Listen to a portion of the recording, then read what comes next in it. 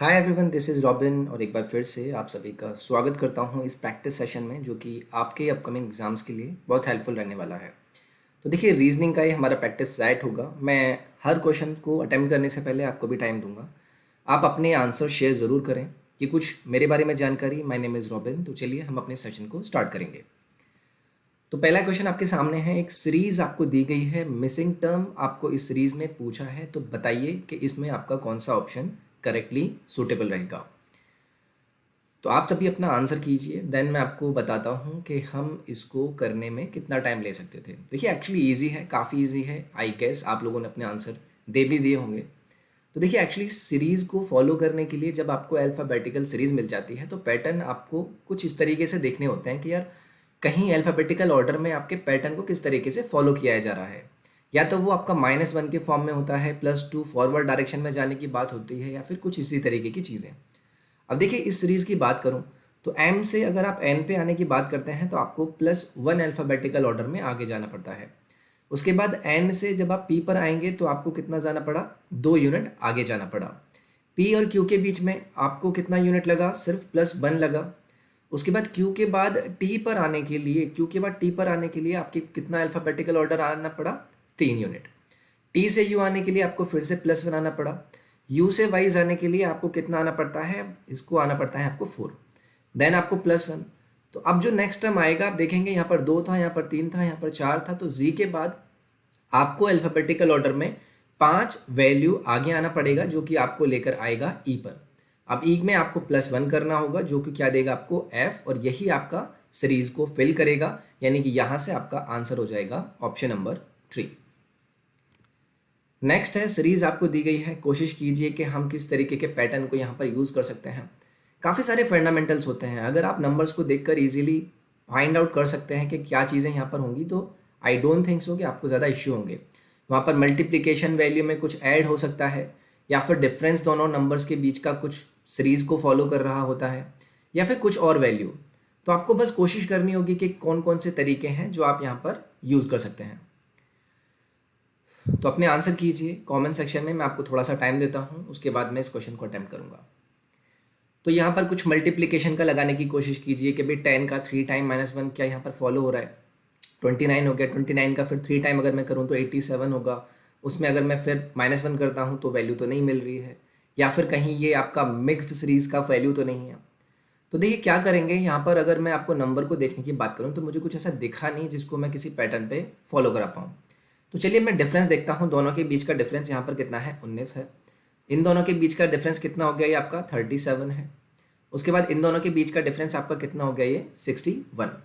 तो क्या अभी यहाँ पर कोई पैटर्न फॉलो हुआ? 19 से 38 अगर आता हूँ 2 गुना, तो ये भी कोई पैटर्न नहीं है। अगर मैं दोबारा इनका डिफरेंस लेता हूँ तो ये कितना होता है आपका, 18। इसका डिफरेंस लेता हूँ तो ये कितना हुआ आपका, 24। तो देखिए 18 और 24 को जैसे ही मैंने देखा तो मैंने सोचा यार इन दोनों के बीच में +6 का डिफरेंस है। तो क्या मैं आगे +6 का डिफरेंस अगर लूँगा तो मेरे पास वैल्यू कितनी आ जाएगी, 30। यानी कि 30 क्या होती है, 61 और उसके आगे वाले नंबर के बीच का डिफरेंस। तो 30 और 61 का सम आपको कितना देगा, 91। अभी 91 क्या है, ये 91 वही गैप है जो 127 के साथ कोई वैल्यू डिफरेंस क्रिएट कर रही होगी। तो 127 में 91 ऐड कीजिए, कितना मिलेगा, ये मिलेगा आपको 218। क्या 218 है आपका ऑप्शन में? तो ये हो जाएगा आपका ऑप्शन नंबर 3 यहाँ से करेक्ट। नेक्स्ट है, आपको दिया गया है सिलोजिज्म से रिलेटेड क्वेश्चन है। बताना है कि भाई किस तरीके के वैल्यू को आप यहाँ पर कंक्लूड कर सकते हैं। तो स्टेटमेंट से पहले आपको वेन डायग्राम बनाना है, फिर देखना है कि भाई कौन कौन सा जो आपको कंक्लूजन दिया है वो आपकी वैल्यू करेक्ट है। ऑप्शन किस तरीके के होते हैं कि भाई पहला करेक्ट है, या फिर सिर्फ दूसरा करेक्ट है, या तो दोनों करेक्ट हैं, या फिर आपके कोई भी करेक्ट नहीं है। तो इस तरीके के ऑप्शंस आपको दिए जाते हैं। तो आप अपना यहाँ पर अटेम्प्ट कीजिए और आंसर कीजिए ऑप्शंस में।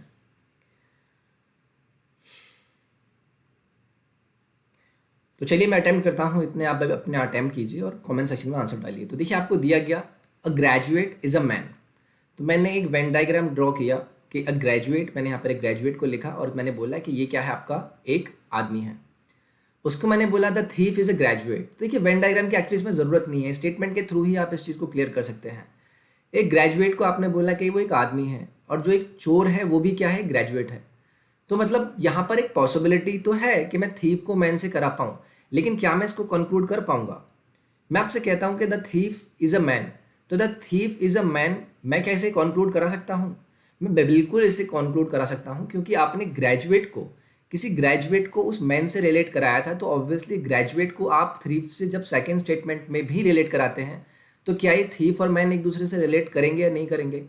तो इस तरीके से आपका कंक्लूजन 1 यहाँ से करेक्ट हो जाएगा। Second, some man are thieves. Some man are thieves, अगर मैं आपसे कहूँ कि कुछ लोग ऐसे होंगे, तो मुझे नहीं पता, क्योंकि सम के बारे में मुझे नहीं बताया गया था। मुझे सिर्फ एक ग्रेजुएट के बारे में बोला गया था कि वो जो एक ग्रेजुएट था वो एक आदमी था, और उसके बाद जो थीफ था वो एक ग्रेजुएट था। तो यहाँ पर आपने कंक्लूड किया, क्योंकि आप एक ग्रेजुएट की बात कर रहे हैं। लेकिन अब जब आप सम को वहाँ पर इंक्लूड कर रहे हैं कि आपने कुछ लोगों को चोर बना दिया, तो मेरे ख्याल से वो कंक्लूजन यहाँ पर आपका नहीं बनेगा। सिर्फ कंक्लूजन आपका यहाँ से हो जाएगा पहला करेक्ट। नेक्स्ट आपको दिया गया है the average temperature of a town in the first 6 days, यानी कि पहले 6 दिनों में जो औसत तापमान था किसी टाउन का वो कितना था? 41 डिग्री सेल्सियस। उसके बाद बोला गया sum of the temperature of the first 5 days of the same month, यानी कि पहले 5 दिनों के तापमान का जो सम है वो आपको दिया गया। टेम्परेचर बता दीजिए छठे दिन उस मंथ में कितना होगा। बहुत ही आसान है।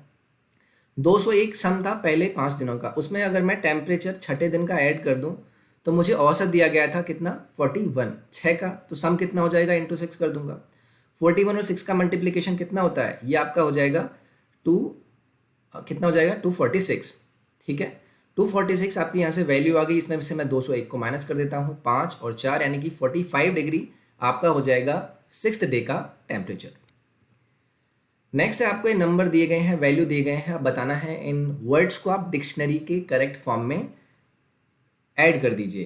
तो इनका करेक्ट सीक्वेंस आपको बताना है। तो चलिए अपना आंसर कीजिए कमेंट सेक्शन में। आसान है, मुझे नहीं लगता इसमें ज़्यादा टाइम लेंगे, बट क्विकली अपना आंसर करने की कोशिश करें। ज़्यादा टाइम नहीं लेते हैं इन क्वेश्चन में। तो देखिए आप क्या करते हैं, आप पहले अल्फ़ाबेटिकली ऑर्डर में आगे बढ़ने की कोशिश करते हैं। अब ऑब्वियसली आपका यू सभी में कॉमन है, तो एम आपका, उसके बाद सेकंड अल्फ़ाबेट है, तो ऑब्वियसली थर्ड जो वैल्यू है उसमें एन आपके बाकी के ऑप्शन में दिए गए थे, तो थर्ड जो वैल्यू है वो तो आपका सबसे पहले आने वाला है। यानी कि ये तो आपने बोल दिया कि मैं ऑर्डर में इसको सबसे पहले रखूँगा। उसके बाद क्या कर सकते हैं, आप जाइए ऑप्शन में, ऑप्शन पे जाना चाहें तो जा सकते हैं। आपको देखिए 3 के बाद एक में 1 मिला है, एक में 4 मिला है, तो पहले आप 1 और 4 के बीच में देख लीजिए कन्फर्म करा के कि कौन सी वैल्यू आएगी। ऑब्वियसली यूनिकॉर्न आएगी, क्योंकि यहाँ पर एफ आ रहा है, यहाँ पर सी आ रहा है, तो क्या आएगा? 1 के बाद आएगा आपका ये सेकेंड नंबर पे आएगा 4, तो ये आपका इसमें भी है, इसमें भी है। उसके बाद आप बाकी वैल्यू को चॉइन करेंगे, तो उसके बाद आपका यूनिफॉर्म ही हो जाएगा, यानी कि करेक्ट ऑप्शन हो जाएगा आपका यहाँ से ऑप्शन नंबर 3। नेक्स्ट है करोड़ के हिसाब से आप आर्म्स को कोड करते हैं 5 4 6 7 में, लायर को आप कोड करते हैं 1 2 5 4 के फॉर्म में। तो बता दीजिए स्मॉल को आप उस कोडेड वैल्यू से कौन से ऑप्शन में फिट करेंगे। तो देखिए काफ़ी आसान है, इसमें तो ज़्यादा इशू हुए ही नहीं। जो सीधी सीधी वैल्यू आपको दी है, अगर ए की वैल्यू 5 है, आर की 4 है, एम की 6 है, एस की 7 है, सेम यहाँ पर आर की वैल्यू सेम है। देखिए यहाँ पर आपकी कितनी थी, यहाँ पर आपकी बात करूँ तो यहाँ पर थी आपकी 4, और यहाँ पर भी कितनी है? 4 ही है। यानी कि आपने सीधे सीधे अल्फ़ाबेट्स को नंबर से सीधे सीधे रिलेट कर दिया है। तो स्मॉल की वैल्यू निकालनी है, तो एस के करस्पॉन्डिंग कोडेड वैल्यू क्या थी? 7, तो 7 आ गया आपका। उसके बाद आपको क्या है? एम, एम आपका क्या दे रखा है यहाँ पर? 6, यानी कि 7 के बाद आपका 6 आना है। उसके बाद ए है, ए आपका क्या है? ए है आपका 5, तो 7 6 5 आपका हो गया। तो यहाँ पर लास्ट में क्या है आपका? एल, और एल का कोडेड वैल्यू क्या दिया गया है आपको? 1, यानी कि 7 6 5 1 1 आपका कोडेड वैल्यू होगा, जो कि आपका ऑप्शन नंबर 3 यहाँ से करेक्ट दे देगा। नेक्स्ट है आपके सामने ये मैट्रिक्स बॉक्स दिया गया है, इसमें इस फिल्ड वैल्यू को बता दीजिए कि यहाँ पर कौन सा ऑप्शन करेक्टली आएगा। तो देखिए काफ़ी ज़्यादा इजी कॉन्सेप्ट भी लग जाते हैं कभी कभी लोग इसे जल्दबाजी में, यहाँ पर हड़बड़ी में थोड़ा गलत भी कर देते हैं। तो कोशिश कीजिए अपना आंसर करने की कि हम इसे कैसे अप्रोच कर सकते हैं। हमें एक्चुअली इस तरीके के मैट्रिक्स फॉर्मेशन में क्या फंडामेंटल्स यूज़ करते हैं। तो देखिए अगर मैं बात करूँ कुछ ना कुछ यूज़ करने की, तो 15 का डबल हो गया आपका 30, और 30 में से अगर आपने 10 माइनस कर दिया तो 20 मिल गया, तो जो कि मुझे सेकंड रो में मिला नहीं, तो यानी कि ये वाला पैटर्न तो मेरा फॉलो ही नहीं होगा। अब मैं बात करता हूँ कॉलम की। मुझे अगर 84 को अप्रोच करना है, 15 और 6 को यूज़ करना है, तो कैसे कर सकता हूँ? ऑब्वियसली 15 का 6 के साथ मल्टीप्लाई करके तो मैं नहीं उतना अप्रोच कर पाऊँगा। तो अगर वहाँ से मैं माइनस भी कर दूँ तो वो आपका फॉर्मेशन यहाँ पर तो फिट नहीं बैठ रहा है। लेकिन अब जब देखें, जब आप 15 और 6 का क्या करते हैं? सम करते हैं, तो आपके पास वैल्यू कितनी आती है? 21। अब जैसे ही आप 21 को देखते हैं और उसके बाद 84 आपको यहाँ दिखता है, तो आप कहते हैं यार मैं 21 में अगर 4 का मल्टीप्लाई कर दूँ तो क्या मुझे 84 मिल रहा है? नहीं मिल रहा है, बिल्कुल मिल रहा है। उसके बाद सेकंड कॉलम की बात करूँ, सेम जो आपने यहाँ पर फॉर्म यूज़ किया है उसको अगर मैं यहाँ पर यूज़ करूँगा तो 30 और 8 का सम कितना हो गया आपका? 38। और इसमें अगर मैं 4 टाइम कर दूँ तो क्या मुझे 152 मिल रहा है? बिल्कुल मिल रहा है। तो सेम मुझे यहाँ पर करना होगा। 20 और 5 का सम कितना मिला आपको? 25। और उसका 4 गुना कितना होगा? उसका 4 गुना होगा 100। तो ऑप्शन नंबर आपका यहाँ से थर्ड करेक्ट हो जाएगा। नेक्स्ट है आपको दिया गया है, ये साइन की वैल्यू दी गई है। क्या आपकी एक बॉडमास के रूल में आपके साइन दिए गए हैं कि भाई इस आपके स्पेशल कैरेक्टर को आप इस साइन से डिनोट करेंगे। अब ये स्टेटमेंट है, इसमें आपको उसको वैल्यू पुल करनी है कि भाई उसके बाद आपकी वैल्यू क्या आएगी। तो 505 हो गया आपका। एंड की वैल्यू क्या है आपका? डिवीजन। 5 हैश का वैल्यू क्या है आपका? सब्ट्रैक्शन। 4 एट द रेट का वैल्यू क्या है आपका? एडिशन। 20 परसेंटेज का मीन्स क्या है आपका? मल्टीप्लीकेशन, यानी कि 5। अब इसके बाद आपको आसानी से मिल जाएगा। पहले डिवाइड करेंगे, 101 हो गया, -4 ही कितना हो गया आपका? 100 हो गया। 100 और 101, 201 में से 4 घटाएंगे तो कितना आएगा? 197। नेक्स्ट है आपको यहाँ पर ब्लैंक फिल करने हैं। तो देखिए इस तरीके के फॉर्मेशन में आपको क्या करना होता है, सबसे पहले नंबर्स काउंट करने होते हैं कि कितने दिए गए हैं आपको। तो कैसे करेंगे? 1 2 3 4 5 6 7 8 9 10 11 12। अब देखिए 12 अगर आपके पास ये कैरेक्टर्स हैं तो आप क्या कीजिए, इनको डिवाइड कीजिए। 3 के पेयर में डिवाइड कर सकते हैं, 4 के में कर सकते हैं, 6 के में कर सकते हैं।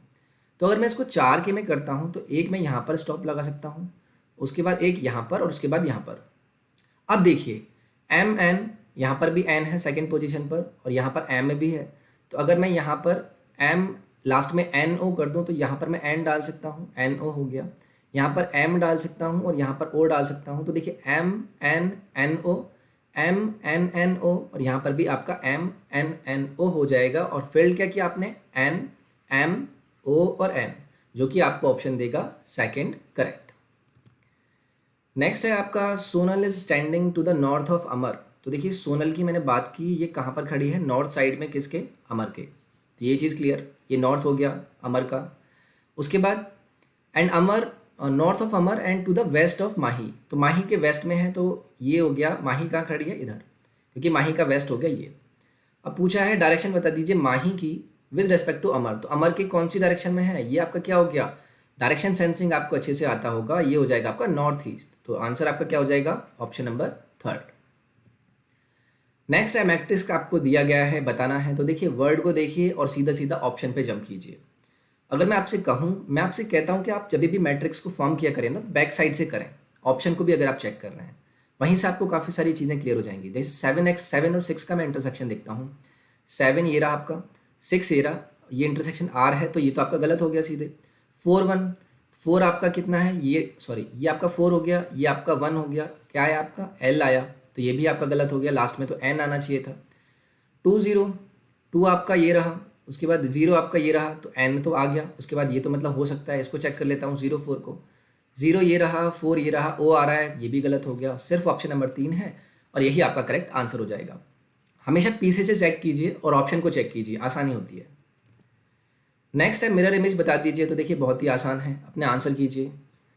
तो ये इसकी ये जो पूंछ है ऑब्वियसली इधर की साइड में जा रही होगी, इस ऑप्शन में है, इसमें नहीं है, इसमें नहीं है, इसमें भी नहीं है। तो ये हो गया आपका ऑप्शन नंबर 1 यहाँ से करेक्ट। नेक्स्ट है पेपर फोल्डिंग एंड कटिंग का आपको यहाँ पर दिया गया है। ये आपने फोल्डिंग किया और देन आपने यहाँ पे कट किया। तो बताइए कौन सा ऑप्शन यहाँ से आपका करेक्ट होने वाला है? अपने आंसर दीजिए आप कॉमेंट्स में। तो देखिए कैसे करते हैं, जब आपके कट लगाए जाते हैं तो जिस फॉर्मेशन में आपने उसको फोल्ड किया है उसमें ही अनफोल्ड कीजिए।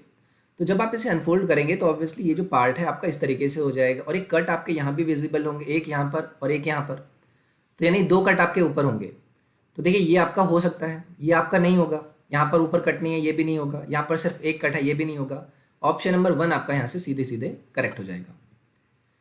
नेक्स्ट है आपको बताना है कौन सा वेन डायग्राम करेक्ट फिट करेगा सिंगर, म्यूजिशियन और बिजनेसमैन को लेके। अपने आंसर कीजिए।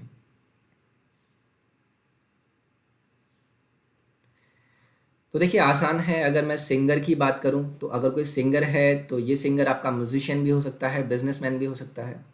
अगर मैं म्यूजिशियन की बात करूं तो वो एक सिंगर भी हो सकता है, वो एक बिजनेसमैन भी हो सकता है। और अगर मैं एक बिजनेसमैन की बात करूं तो वो एक म्यूजिशियन भी हो सकता है और सिंगर भी हो सकता है। तो ऑप्शन नंबर 3 आपका सभी के साथ इंटरसेक्शन करता है और यही आपका क्या हो जाएगा, करेक्ट आंसर हो जाएगा। नेक्स्ट है, आपको दिया गया है एक सर्टेन लैंग्वेज के हिसाब से फेलियर को आपने कोड किया इस वैल्यू में और बता दीजिए कि आप सक्सेस को किस हिसाब से कोड करेंगे। तो देखिए आपस में देखिए इनके बीच में क्या रिलेशन है और अपना आंसर कीजिए। कभी कभी क्या होता है, बैक साइड से भी चीज़ें बन जाती हैं, बट आपको ऑब्जर्वेशन रखनी होगी कि किस तरीके से आपकी वैल्यू फॉलो करी गई हैं। यहाँ पर एफ है, यहाँ पर भी एफ है, दोनों सेम है। उसके बाद नेक्स्ट अगर मैं एस की बात करूँ तो मे भी हो सकता है, लेकिन आर का जो कोडेड वैल्यू है वो कुछ समझ में नहीं आया कि भाई एक ही वैल्यू पर अगर मैं आर लेता हूँ तो कुछ बना नहीं।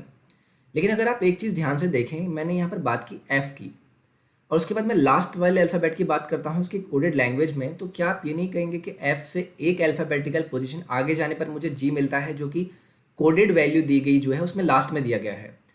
ए से एक अल्फ़ाबेट आगे जाएंगे तो क्या मिलेगा आपको, उसके बाद ऑब्वियसली अगर आप ए में कुछ नहीं करेंगे, आप ए में अगर ए को अगर लास्ट में रखते हैं तो ए आपको यहाँ दिखा, आई भी आपको यहाँ पर दिख रहा है, मतलब आपका जो पहला लेटर है वो लास्ट में पहुँच गया है +1 होके, और जो लास्ट का लेटर है ई वो पहले आ गया है +1 होके, बस ये चेंज हुआ है और बाकी सारे आप क्या हो गए हैं, रिवर्स इस तरीके से।